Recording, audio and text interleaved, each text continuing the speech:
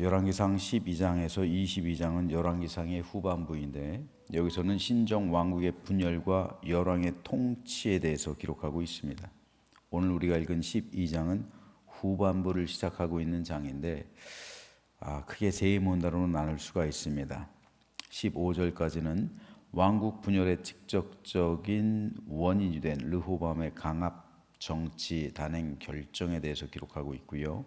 16절에서 24절은 이스라엘의 남북 분열과 여로보암의 북이스라엘 왕 즉위에 대해서, 25절에서 33절은 여로보암의 세계 및 분화의 건축과 종교 정책에 대해서 기록하고 있습니다.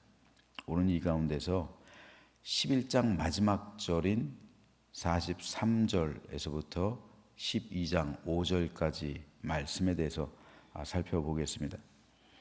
솔로몬이 그의 조상들과 함께 잠에 그의 아버지 다윗의 성읍에 장사되고 그의 아들 르호보암이 대신하여 왕이 되니라. 르호보암이 세겜으로 갔으니 이는 온 이스라엘이 그를 왕으로 삼고자 하여 세겜에 이르렀음이더라. 그 밑에는 쭉 읽었으니까 한번 계속 보시기 바랍니다. 설교를 들으시면서요. 자, 11장 마지막 절인 43절, 솔로몬의 죽음이 기록되어 있죠. 그리고 르호보암이 대신하여 왕이 되니라. 예루살렘에서 이제 왕으로 즉위한 거예요. 솔로몬 죽음 이후로요. 자, 그런데 바로 다음 구절 12장 1절에서는 르호보암이 세겜으로 갔다라고 기록하고 있어요. 언제요? 왕이 된 이후, 왕으로 즉위한 이후로 간 거예요.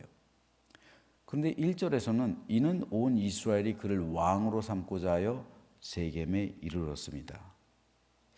뭔가 이상하죠? 이미 왕으로 즉위했는데 온 이스라엘, 다시 말해서 10개 지파, 북이스라엘 10개 지파가 르호보암을 왕으로 세우려고 세겜으로 모였다는 거예요. 이게 무슨 말일까요? 이건 왕으로 인준한다는 거예요. 인준. 이미 왕으로 이 예루살렘에선 즉위를 했어요. 그런데 여기 동참했던 지파는 2개밖에 안 돼요. 유다 지파, 베냐민 지파. 그 주변에 있었던 지파예요. 유다 지파와 베냐민 지파에 의해서 예루살렘에서 즉위를 했어요. 왕으로 즉위가 됐어요. 이미 왕이 됐어요. 그런데 나머지 10개 지파는 아직 왕으로 인준하지 않았단 말이에요. 그래서 세겜으로 오라고 했던 거예요. 우리가 왕으로 인준하겠다라는 그 과정이 남아 있었던 겁니다. 그래서 북이스라엘의 중심 도시인 세겜으로 오라 요청한 겁니다. 바로 여기서 르호보암의 마음이 상한 거예요. 여러분, 왕의 즉위식은 대관식이에요. 대관식. 제사장이 기름을 부어서 대관하는 거예요. 왕으로 즉위하는 거예요. 세겜에서 무슨 제사장이 어디 있어요? 하나님의 성전이 예루살렘에 있지, 성전에서 대관을 하는 거지 어떻게 세겜에서 해요? 이건 순서가 틀린 거예요. 북이스라엘 사람들이 마땅히 예루살렘으로 와야죠. 그래서 왕의 대관식을 거기서 치러야죠.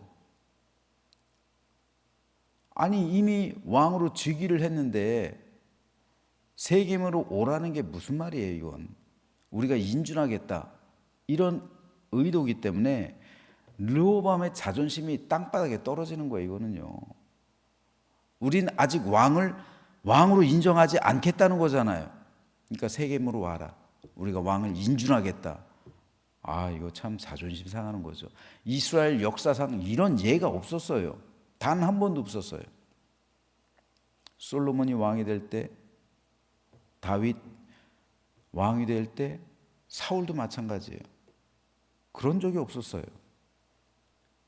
하지만 아직 권력을 장악하지 못하고 있었다는 거잖아요. 르호보암이 이런 일을 당하게 된 이유는 아직 중앙 집권하지 못했다는 거, 권력 장악을 못했다는 거잖아요. 그러니까 르호보암은 그들의 요청을 들어줄 수밖에 없어요. 그래서 어쩔 수 없이 세겜으로 간 거예요. 왕으로 인준받기 위해서. 그런데 북이스라엘 10개 지파 사람들이 괜히 르호보암을 세겜으로 부른 게 아니에요. 그들은 르호보암을 향한 플랜 A, 플랜 B를 준비하고 있었어요. 그들이 계획한 플랜 A가 4절에 준비되어 있어요. 4절에 이렇게 기록되어 있습니다. 왕의 아버지가 우리의 멍에를 무겁게 하였으나 왕은 이제 왕의 아버지가 우리에게 시킨 고역과 매운 무거운 멍에를 가볍게 하소서.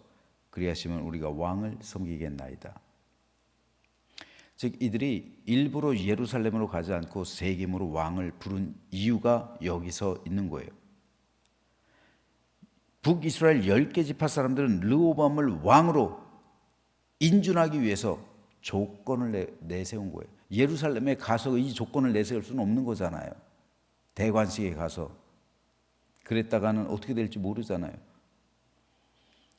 그러니까 세겜으로 불러서 우리가 왕을 섬길 건데, 우리가 왕을 인준하기 위해서, 왕을 섬기기 위해서 우리랑 한 가지 우리의 청을 들어달라. 그거는 솔로몬이 시행했던 혹독한 고역 그리고 무거운 세금을 가볍게 달라는 거예요. 두 가지 조건입니다. 실제로 솔로몬은 북이스라엘 백성들에게 강제 노역을 시켰어요. 과중한 세금을 부과했어요. 솔로몬은 성경에 기록된 건축물만 해도요, 성전, 왕궁 이것만 짓는데 20년 걸렸죠. 그리고 각종 성벽들, 무기고들, 성곽들 이런 건축물들을 자신의 40년 내내 지었어요. 그리고 그걸 이스라엘 백성들 동원해서 강제 노역을 시킨 거예요. 돌아가면서. 그러니 얼마나 힘들었겠어요. 무보수요. 또 지나치게 과중한 세금으로 백성들의 삶이 피폐해졌어요.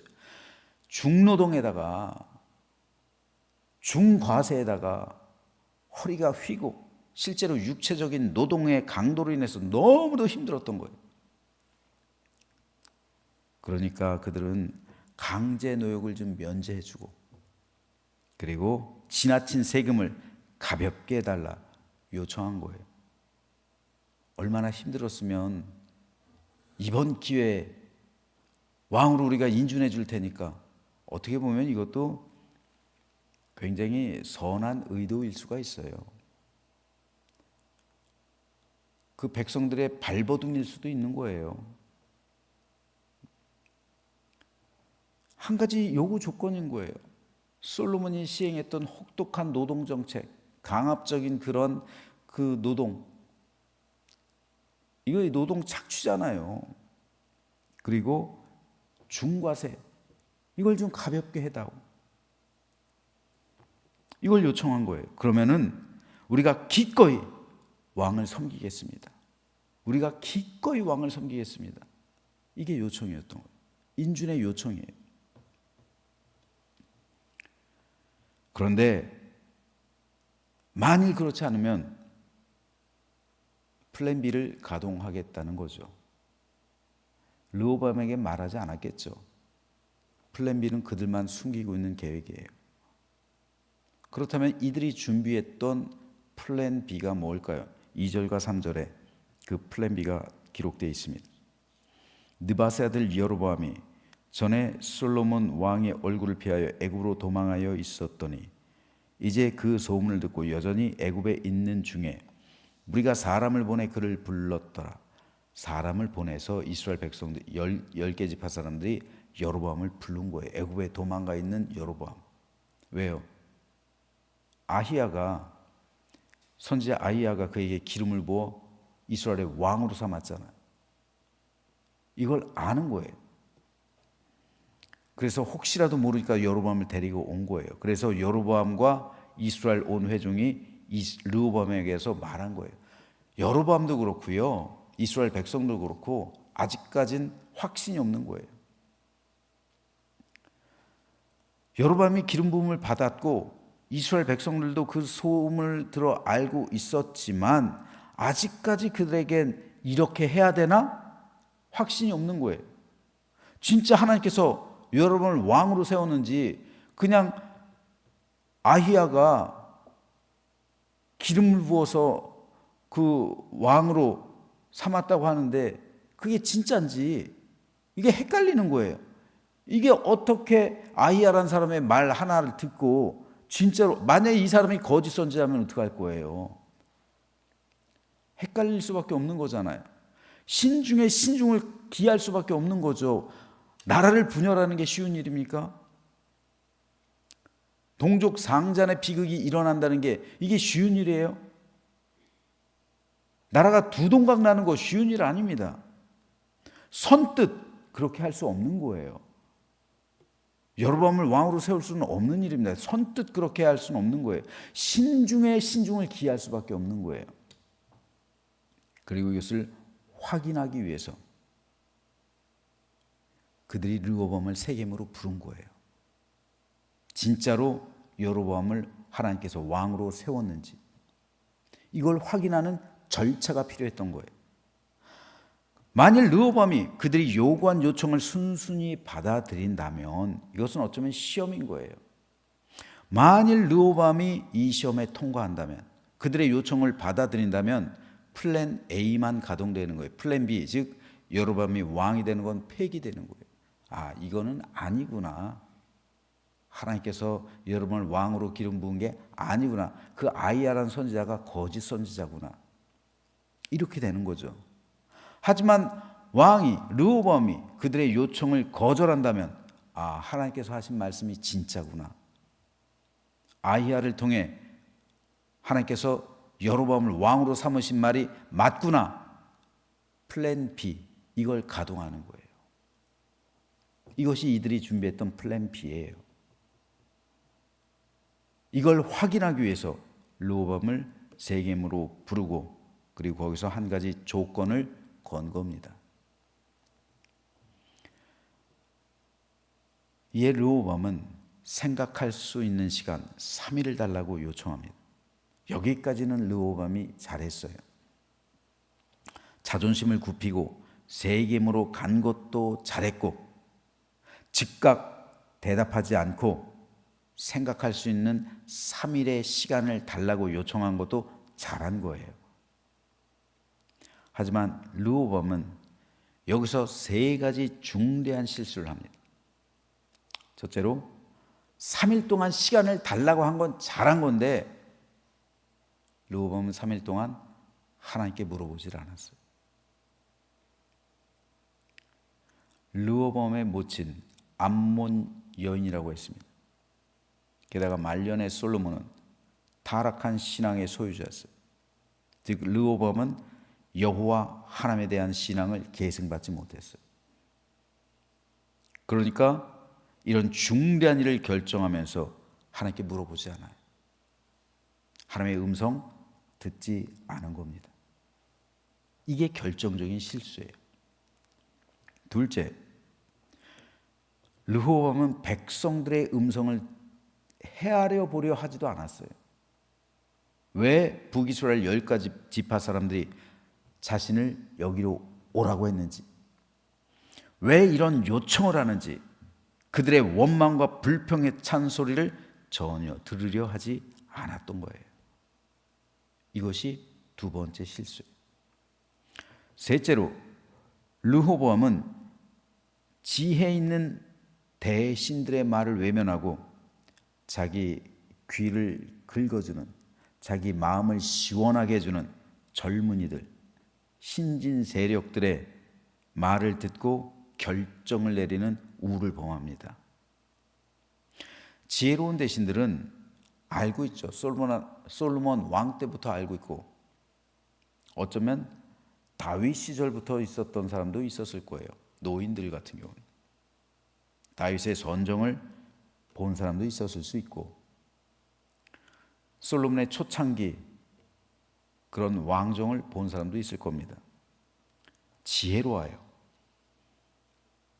그들은 이들의 요구를 들어주십시오. 그러면 이들이 영원히 왕의 종이 될 겁니다. 영원히 왕의 종이 될 겁니다. 라는 권면을 합니다. 하지만 젊은이들은 안 그래도 세겜으로 와서 자존심이 상한 왕의 마음에 불을 지펴버려요. 그래서 내가 내 아버지보다 더 혹독하게 너희를 다스릴 거다, 이런 망언을 하게 만듭니다. 그런 권면을 하게, 그런 아주 혹독한 말을 하게 해요. 세 가지 중대한 실수예요. 결국 이 말을 들은 북이스라엘 10개 지파 사람들은 플랜 B를 가동합니다. 그래서 여로보암이 왕이 돼요. 그리고 영원히 갈라져 버려요. 그때부터 남유다, 북이스라엘로 분열됐던 겁니다. 이스라엘은 그리 큰 땅이 아니에요. 이스라엘 민족 역시 그리 많은 백성이 아닙니다. 그런데 이들이 두 쪽으로 갈라졌고 그것도 모자라서 그들이 서로 전쟁을 하게 돼요. 그러니 그들이 망하는 것은 시간 문제예요. 시간 문제. 실제로 북이스라엘은 209년 존속합니다. 남유다는 345년 존속해요. 결과적으로 이렇게 된 이유는 르호보암이 솔로몬처럼 자신의 영화로움만을 생각했기 때문입니다. 위로는 하나님의 마음을 닮아가고 아래로는 백성들의 마음을 헤아려야 신정국가의 왕으로서의 자격이 있는 거예요. 신정국가의 왕은, 제사장 나라의 왕은 섬기는 왕이에요. 하나님께서는 왕을 그래서 부르신 거예요. 섬기는 모습. 다윗을 그래서 사랑하시는 거잖아요. 그래서 솔로몬을 그래서 좋아했던 거잖아요. 처음에는요. 듣는 마음을 구하니까요. 듣겠다. 위로는 하나님의 음성을 듣겠습니다. 아래는 백성들의 음성을 듣겠습니다. 섬긴다는 거잖아요. 하나님의 마음이 이것보다 흡족할 수가 없어요. 이보다 기쁠 수가 없어요. 하나님의 마음을 시원하게 했어요. 신정 이스라엘 제사장 나라의 왕은 섬기는 사람이에요. 하나님께서 왕을 보내신 이유예요. 위로는 하나님을 섬기고 아래로는 백성들 섬겨야 합니다. 하지만 솔로몬과 르호보암, 그리고 이제 막 북이스라엘의 왕이 된 여로보암은 자신에게 주어진 권력, 이건 백성들이 위임해 준 거잖아요. 하나님이 위임해 준 거잖아요. 하나님과 백성들이 위임해 준 그 권력을 섬기는 데 사용한 게 아니라 백성들 위에 군림하는 데 사용했어요. 그래서 사치와 온갖 호화로움을 누리면서 백성들이 당하는 중노동과 중과세에 대해서는 아랑곳하지 않은 거예요. 바로 이것이 이스라엘이 멸망하게 된 결정적인 이유가 된 겁니다. 즉 그들은 제사장 나라의 믿음과 정신을 버렸습니다. 그리고 이방 나라들처럼 절대 권력만을 추구하면서 백성들은 자신의 영화로움을 위해 존재하는 노예처럼 생각한 거예요. 이에 대해 예수님은 인자가 온 것은 섬김을 받으려 함이 아니라 도리어 섬기려 하고 자기 목숨을 많은 사람의 대속물로 주려 함이니라 라고 말씀하셨습니다. 세상 사람은 세상의 영에 따라 군림하는 삶을 지향해요. 누군가의 위를, 즉 이 무한 경쟁의 시대에서 누군가를 밟고 올라서고 싶어 한다고요. 군림하고 싶어요. 하지만 믿음의 성도는 예수님을 따라 섬기는 삶을 소망합니다. 이게 다른 거예요.